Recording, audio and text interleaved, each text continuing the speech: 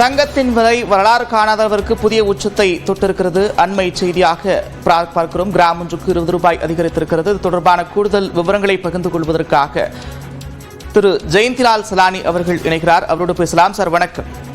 வணக்கம். தொடர்ச்சியாக தங்கத்தினுடைய விலை ஏறுமுகத்திலே இருக்கக்கூடிய காட்சிகளை பார்க்கிறோம். என்ன காரணம்? எப்போது தங்கத்தின் விலை குறைய வாய்ப்பு இருக்கிறது சார்?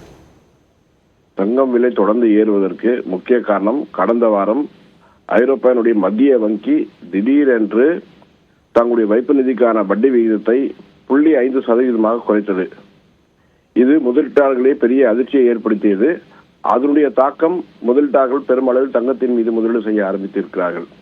அது மட்டுமல்லாமல் கடந்த 2 வாரங்களுக்கு முன்பாக அமெரிக்காவினுடைய பெடரல் வங்கியும் தங்களுடைய வைப்பு நிதிக்கான வட்டி வீதத்தை 0.25% குறைத்தார்கள். அதுவும் தங்கம் விலை உயர்வதற்கு காரணம்.